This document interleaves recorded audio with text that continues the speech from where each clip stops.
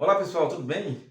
Aqui quem fala é o professor Moisés Silva e sejam todos muito bem-vindos a mais um vídeo do nosso canal História com Café. Este café tão bom, tão gostoso, que é a inspiração do nosso canal.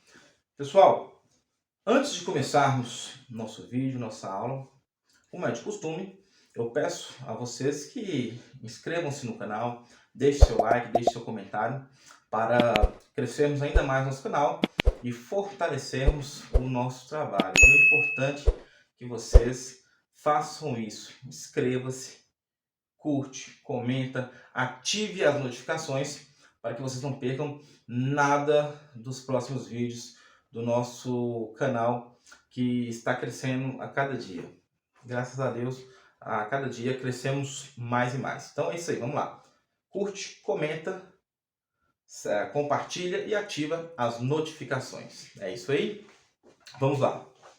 Na aula de hoje, aproveitando o momento que estamos vivendo, nós vamos falar sobre a independência do Brasil. Este ano 2022 é um ano muito importante para a independência, pois completamos 200 anos deste processo, 200 anos da independência do Brasil. E a independência do Brasil, ela não é só aquele fato pronto e acabado do 7 de setembro, como muitos têm em mente. Algumas pessoas até têm um pouco mais de conhecimento, de curiosidades, outras, infelizmente, nem tanto. Temos todo um processo para chegarmos até a declaração de independência, até o famoso 7 de setembro, que Dom Pedro I realizará e fará a nossa independência. Então vamos perceber aqui, acompanhe comigo aqui no quadro, para entendermos. A independência do Brasil, perceba que é um processo que vai culminar, que vai resultar no 7 de setembro. A independência do Brasil. O primeiro ponto que você, vestibulando ou cidadão em geral, deve ter em mente. Quando a família real portuguesa veio para o Brasil, em 1808, eles ficaram aqui há um bom tempo e fizeram uma série de realizações, fizeram uma série de mudanças dentro da colônia, que vai possibilitar mudanças de status do nosso território. E em 1815, após as guerras napoleônicas, nós tivemos na Europa o chamado Congresso de Viena. E para participarmos deste congresso, para que a família real de Dom João VI pudesse participar, foi sugerido a ele que ele elevasse o Brasil à categoria de Reino Unido. Por isso este ponto. Brasil de colônia a Reino Unido.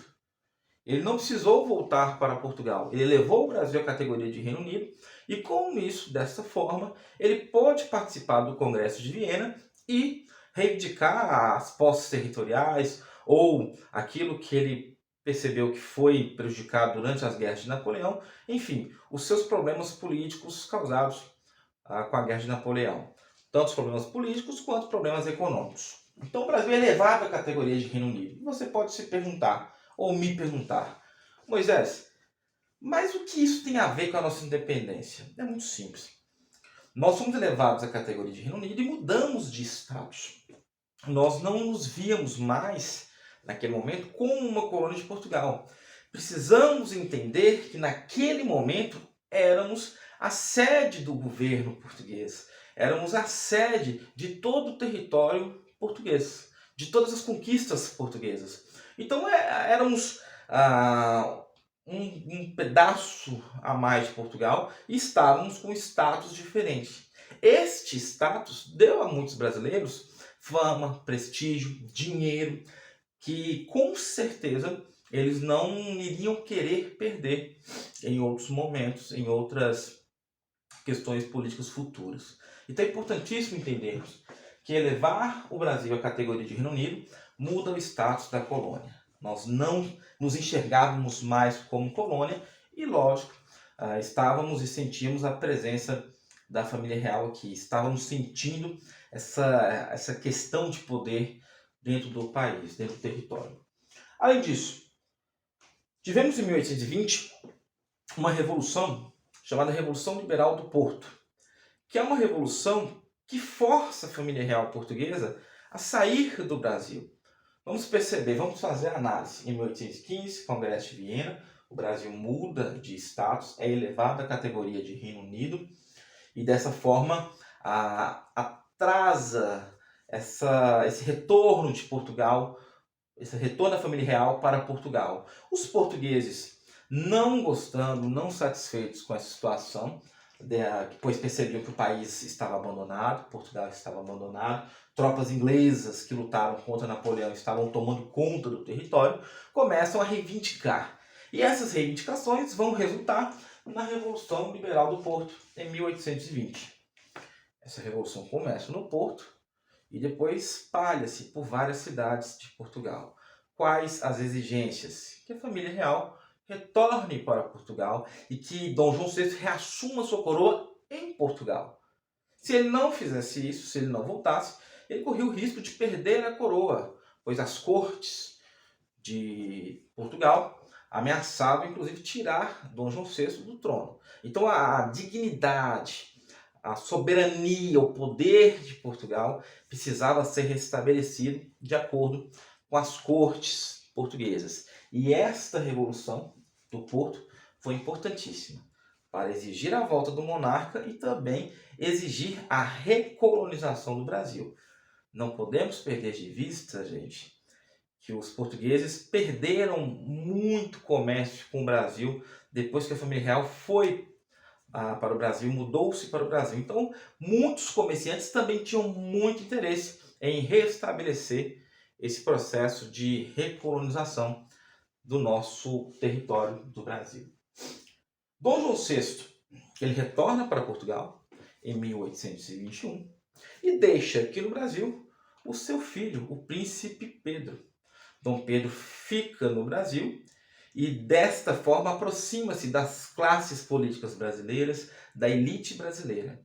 É preciso destacar, gente, que em todo momento as cortes portuguesas não gostaram e não queriam aceitar a permanência de Dom Pedro dentro do Brasil, pois eles sentiam e sabiam que a presença de um sangue real, de um príncipe herdeiro dentro do nosso país, dava ao Brasil esse status diferente. Então, para o projeto que eles tinham de recolonização, era impossível tentar recolonizar com um príncipe dentro do território.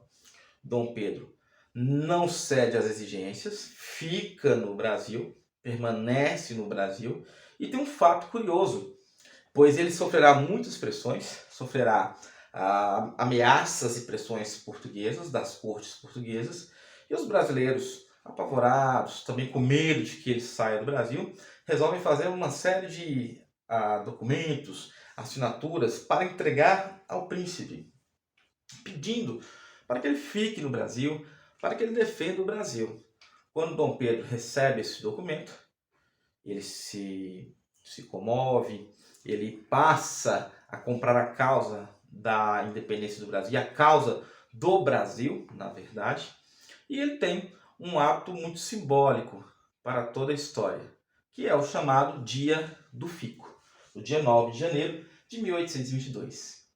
Ele disse ao povo que ficava no país, disse ao povo, fico no Brasil, e dessa forma aproximou-se ainda mais do povo brasileiro e das classes políticas e elites políticas do país, do nosso território.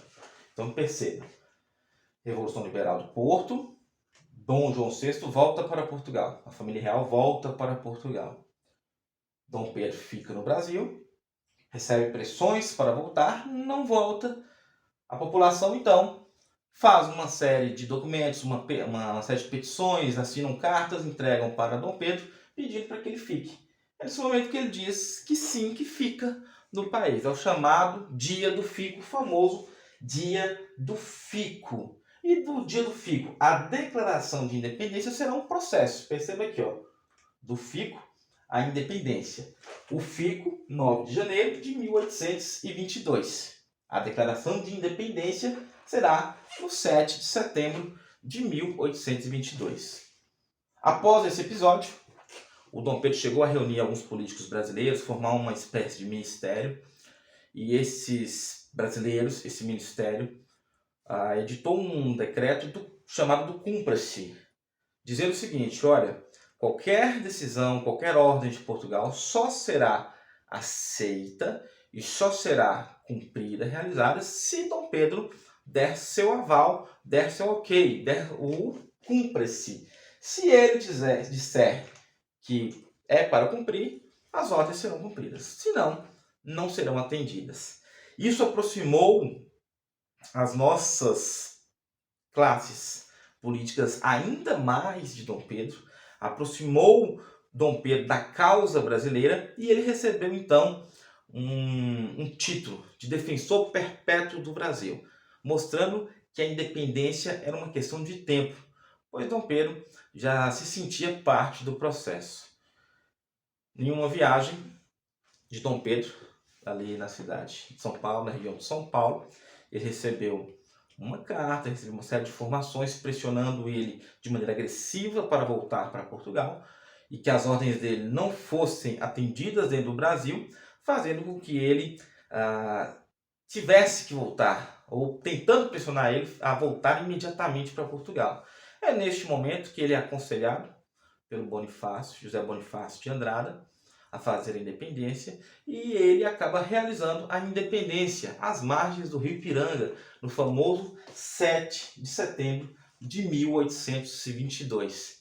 O Dom Pedro I, depois de um processo de independência, uma série de questões que levam ao rompimento, faz a declaração de independência. Não esqueça, 7 de setembro de 1822. Ele vai declarar a independência, vai romper definitivamente com Portugal e vai criar aquele que será o Estado brasileiro. Ele vai construir o Estado brasileiro, vai fazer uma Constituição e vai formar o país Brasil, que nós veremos numa próxima aula. Então fique atento. A independência não é um fato isolado, não é apenas o 7 de setembro. Lembre-se sempre disso. É um processo construído. Desde o momento que a família real portuguesa esteve no Brasil até a declaração, é todo um processo, onde nós teremos o rompimento definitivo com Portugal.